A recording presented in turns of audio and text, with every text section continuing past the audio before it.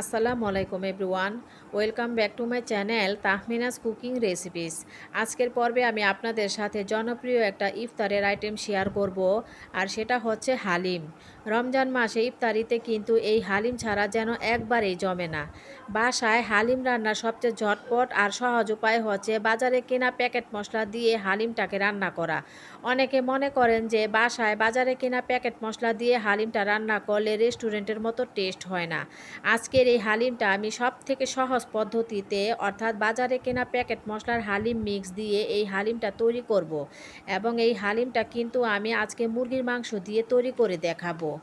অসম্ভব মজার হালিমটা কিভাবে কম সময়ের মধ্যে কোনো প্রকার ঝামেলা ছাড়াই ঘরেই এখানে হালিমটা তৈরি করে নিতে পারবেন, তার উপরেই থাকছে আমার আজকের টিপস অ্যান্ড ট্রিক্স, যেটা ফলো করলে আপনারাও প্যাকেট মশলা দিয়ে বাসায় দোকানের মতো টেস্টি হালিম বানাতে পারবেন। তো আশা করছি আমার আজকের হালিম রেসিপিটি বরাবরের মতো সবার কাছে ভালো লাগবে। তো হালিম তৈরি করে নেওয়ার জন্য এখানে আমি নিয়েছি রাঁধুনি রেডি মিক্স হালিম। আর এই প্যাকেটের মধ্যে দুটি প্যাকেট থাকে, একটি হচ্ছে চাল ডালের মিক্সড, আর আরেকটি থাকে হালিমের মশলা। তো এরকম দুটি প্যাকেট পাবেন এই প্যাকেটের মধ্যে। এখন আমি এই ডাল চালের মিশ্রণটি একটা মিক্সিং বোলে ঢেলে নিচ্ছি। এর মধ্যে আমি ফুটন্ত গরম পানি দিয়ে দিচ্ছি 2 কাপ। তো 2 কাপ গরম পানি দিয়ে এখন আমি চামচ দিয়ে খুব ভালো মতো নেড়ে চেড়ে মিশিয়ে নিচ্ছি। খুব ভালোভাবে এই ডাল চাল মিশ্রণটা মিশিয়ে নিতে হবে, তা না হলে কিন্তু এই ডাল চাল মিশ্রণটা দলা বেঁধে যাবে। তো ভালোভাবে মিশিয়ে নেওয়া হয়ে গেলে এখন আমি এই ডাল চাল মিশ্রণটাকে 30 মিনিটের মতো এভাবে রেখে দিব।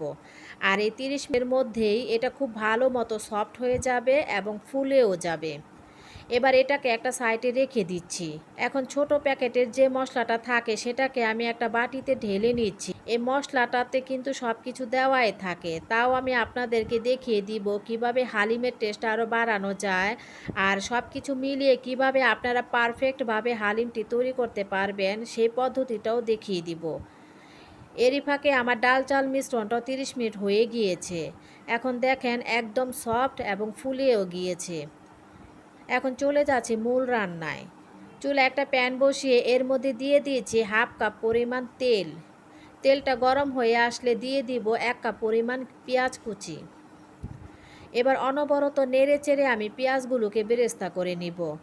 পেঁয়াজগুলো ভাজতে ভাজতে যখন ব্রাউন কালার চলে আসবে তখনই আমি এখান থেকে 1/4 কাপ পরিমাণ পেঁয়াজ বেরেস্তা তুলে নিব। তো পেঁয়াজ বেরেস্তাগুলো ভাজা হয়ে গিয়েছে। এখন আমি এখান থেকে 1/4 কাপ পরিমাণ পেঁয়াজ বেরেস্তা তুলে নিচ্ছি।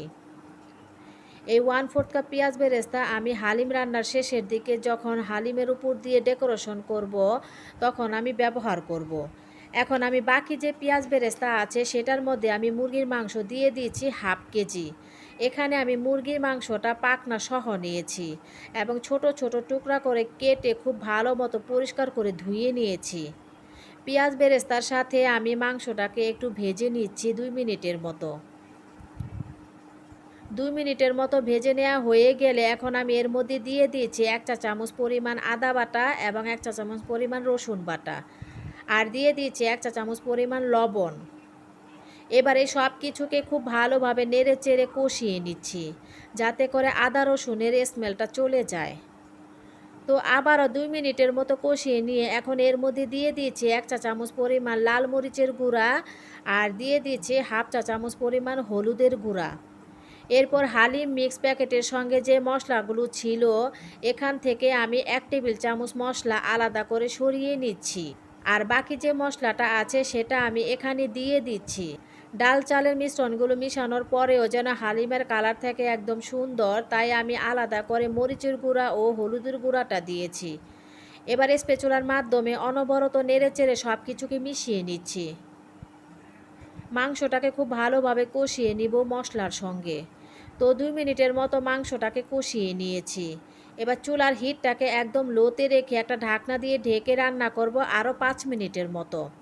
এর মধ্যে প্রয়োজন হলে মাঝে মাঝে 2-1 বার নেড়েচেড়ে দিতে হবে। তো 5 মিনিট পর আমি ঢাকনাটা তুলে নিচ্ছি। দেখেন মাংস থেকে কতটুকু পানি বের হয়েছে। এখন আমি এটাকে নেড়েচেড়ে চুলার হিটটাকে হাই হিটে রেখে এই পানিটুকু টানিয়ে নিব। মাংসটাকে ভালোভাবে কষিয়ে নিয়েছি আর মাংসটা থেকে তেল ছাড়তে শুরু করেছে। এখন এর মধ্যে আমি রাঁধুনি মিক্সের বড় যে প্যাকেটে ডাল চাল মিশ্রণ গরম পানি দিয়ে যে ভিজিয়ে রেখেছিলাম সেটা এই চিকেনের মধ্যে দিয়ে দিচ্ছি। যেহেতু আমি আজকে পাকিস্তানি মুরগি দিয়ে হালিমটা রান্না করছি, তাই এই পর্যায়ে এসে আলাদা করে পানি দিয়ে এই মুরগির মাংসটা রান্না করতে হবে না, এটা এমনিতে সিদ্ধ হয়ে যাবে। মাংসের সঙ্গে আমি এগুলোকে ভালোভাবে মিশিয়ে নিচ্ছি।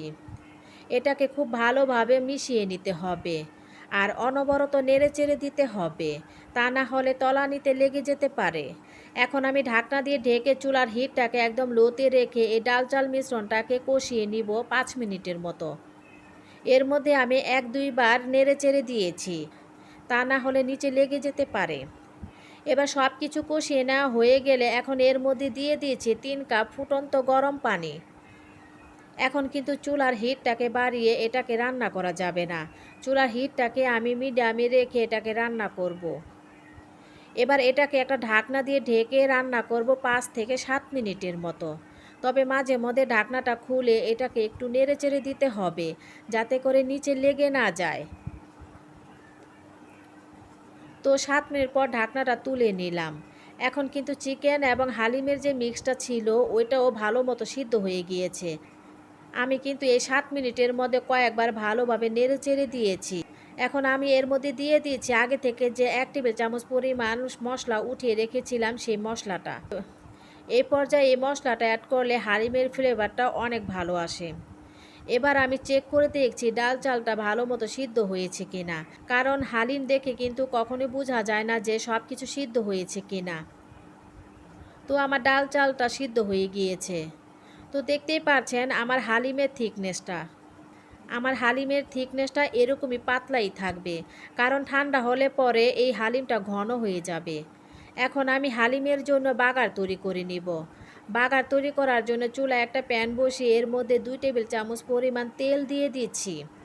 তেলটা গরম হলে এর মধ্যে দিয়ে দিয়েছি 4-5টা রসুনের কোয়া কুচি করে রেখেছিলাম সেটা, 4-5টা শুকনো মরিচ দিয়ে দিচ্ছি। এখন এগুলোকে একটু ভেজে এখানে অ্যাড করে দিয়েছি 1/2 চা চামচের মতো জিরা। এগুলোকে ব্রাউন করে ভেজে নিব। ব্রাউন করে ভাজা হয়ে গেলে এখন আমি এটাকে হালিমের মধ্যে ঢেলে দিচ্ছি।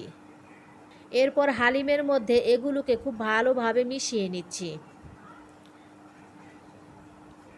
ব্যাস, আমাদের হালিম রেডি। এবার আমাদের হালিমটাকে পরিবেশন করার জন্য কিছু জিনিস লাগবে।